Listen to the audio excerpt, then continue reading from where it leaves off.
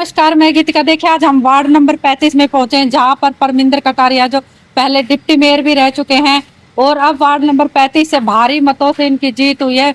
लगभग 4500 वोटों से इनकी जीत हुई है और आज हम इनके ऑफिस में पहुंचे तो जीत के बाद 12 मार्च को चुनाव के रिजल्ट आए थे। उसके बाद हम आज परमिंदर कटारिया जी से मिलने आए हैं। जानेंगे उनसे हम बात करके कि उनके काम की रूपरेखा कैसी रहेगी, कैसे वो काम करेंगे। आज उनसे एक खास मुलाकात करेंगे। सबसे पहले मेरे मानना है कि सफाई की सबसे पहले आवश्यकता है।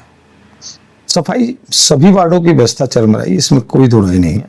सभी काउंसलर भाइयों ने मिलकर सबसे पहले सफाई व्यवस्था करनी चाहिए, फिर उसके बाद अलग अलग मापदंड है।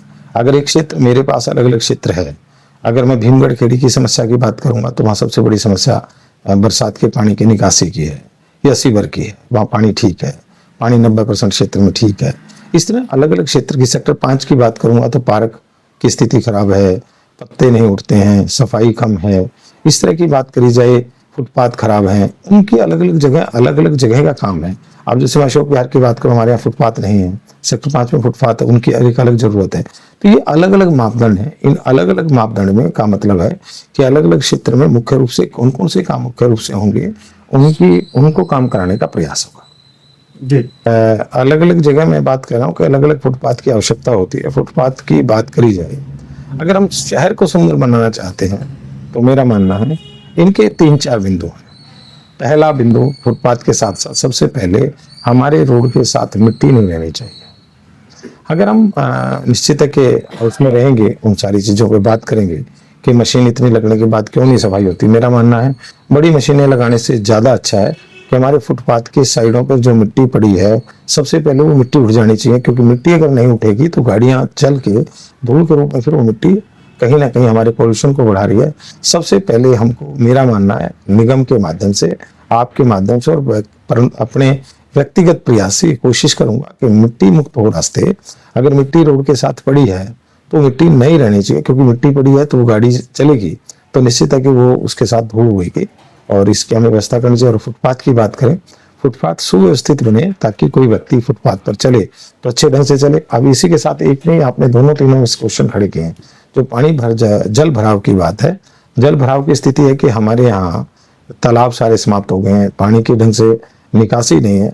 ये एक लंबा प्रोसेस है, इसमें एक लंबा संघर्ष है और लंबा संघर्ष, इसमें 3 रूप से संघर्ष है। पहले हमें पानी की ये देखनी पड़ेगी किस किस एरिया पॉइंट पर पानी भरता है, उसका निकास का रास्ता कैसे हो सकता है, और वो स्टोरेज सिस्टम हो सकता है। अगर हम बात करें कि स्टोरेज सिस्टम की, जो पहली बात करूं कि जिस रास्ते से पानी प्रवाह हो रहा है, क्या उस बीच में कोई ऐसे पॉइंट हैं जहां पानी स्टोर हो सकता है, ताकि वो पानी जो रोडों पर भर रहा है वो किसी पॉइंट पर स्टोर हो और बारिश रुकने के बाद उसे पंप करके या तो जमीन में रिचार्ज हो या पंप करके दोबारा डाला जा सके। क्योंकि अगर हम पूरे साल की बात करें तो 15 दिन ऐसे आते हैं पूरे साल में जिन दिनों भारी बारिश होती है। उस दिन बारिश हुआ, जिस दिन भारी बारिश, छोटी बारिश में शहर में ज्यादा दिक्कत नहीं होती। अगर झड़ लगता है, जिसको हम झड़ कहते हैं, थोड़ी थोड़ी बारिश आई। अगर लंबी बारिश होती है तो 15 दिन साल के ऐसे हैं, उन 15 दिनों में जाम ना हो, उन दिनों में 15 दिनों में पानी यूज हो, उस पानी 15 दिन में वो पानी सुव्यवस्थित ढंग से स्टोर होकर उसका यूज हो सके, तो ताकत हो सकती है। मैं तो आपके चैनल के माध्यम से कहता हूँ, हम सब मिलकर प्रयास करेंगे। पानी, जल, इंद्र देवता का जल हमारी ताकत है। अगर सही ढंग से इस जल का यूज करके, उसे सुव्यवस्थित करके उसका यूटिलाइज किया जा सकता है तो वो वरदान होगा। अगर सही ढंग से यूज ना हो तो बर्बाद हो। जिस तरह से मैं एक छोटे से शब्दों में कहूँ, आपको मंदिर के प्रसाद मिलता है, प्रसाद आपको हाथ में मिला, हाथ आपके कैसे हैं उसके ऊपर उसका प्रसाद की गुणवत्ता पड़ेगी। यदि आप गंध से भरे हाथ है और प्रसाद मिला है तो आपने खा लिया तो प्रसाद निश्चित है कि प्रसाद तो आप खाएंगे। तो उस तरह से प्रसाद शायद वो पौष्टिक की जगह कहीं ना कहीं नुकसान कर सकता है, लेकिन उसके विपरीत यदि प्रसाद वो नीचे गिर जाता तो उठाकर यूटिलाइज नहीं हो पाता। उसी तरह जल जो है वो हमारे लिए वरदान है। इंद्र देवता का पानी जो है हमारे लिए वरदान है, क्योंकि हमारा जो गुरुग्राम है, हमारे गुरुग्राम में स्रोत वाटर का नीचे जा रहा है। हमको आवश्यकता है कि हम स्रोत कैसे बढ़ाएं। केवल ये नहीं है कि ये समस्या है, इसके साथ साथ हम सब मिलकर प्रयास करेंगे कि गुरुग्राम के जल स्तर को आगे बढ़ाएं, क्योंकि कल जल स्तर अगर घटता रहा तो मेरी याद में मुझे 70 रुपये 60 फुट के पानी मैंने देखा है। मैं बाई बर्थ यहाँ हूँ, हमने एग्रीकल्चर काम किया, हमारे ट्यूबवेल थे यहीं इस इलाके में। आज जहाँ बिल्डिंगें बन गई, यहाँ हमने खेतियाँ की हैं, हमने एग्रीकल्चर काम किया है। तो पानी 60 फुट पे हमने देखा है, और आप लगाइए कि आज 250 फुट 300 फुट पानी जाने की स्थिति आई, तो कहीं ना कहीं कई सालों में शहर का नुकसान हुआ है। और हम सबको इसके ऊपर जागरूकता रखनी होगी, और शहर को बारिश का पानी हमारा वरदान है, इसकी व्यवस्था करनी होगी, प्रशासन को लगना पड़ेगा। और साथ में मैं एक और बात कहता हूँ, घरों के पानी का भी घरों में रेन हार्वेस्ट की व्यवस्था सब लोग मिलकर करें, क्योंकि ये व्यवस्था कोई एक के जुम्मे नहीं है। शहर हमारा है, प्रशासन कोई, जो सरकार है वो सरकार कोई पारस का पत्थर नहीं है।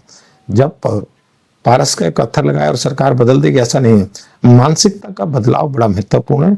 1 साल में कोशिश करूंगा स्वच्छता के मामले में अपने वार्ड को नंबर लेके आऊं, और पानी की जो समस्या है, खासकर बात करूं पानी जो निकासी की व्यवस्था है उसके उचित प्रबंधन के लिए पहले के मुकाबले मैं ये कहता हूं कि बिल्कुल परिवर्तन आ जाएगा, तो शायद मैं झूठ बोल रहा हूं, क्योंकि हमारा शहर इस तरह नहीं है कि हम पानी के लिए, जैसे मैं बात करूं भीमगढ़ खेड़ी, हमारा पानी उल्टी दिशा में जा रहा है।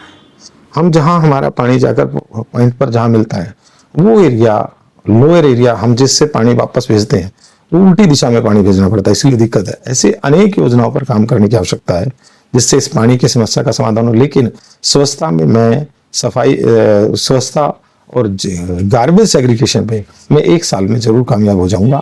ये विषय आज का नहीं है, इस विषय पर समय जवाब देगा। आज मैं कुछ नहीं कहता, मैं भारतीय जनता पार्टी का कार्यकर्ता लंबे समय से रहा हूँ। भारतीय जनता पार्टी मेरी श्रद्धा रही है, ऐसा कोई नहीं है।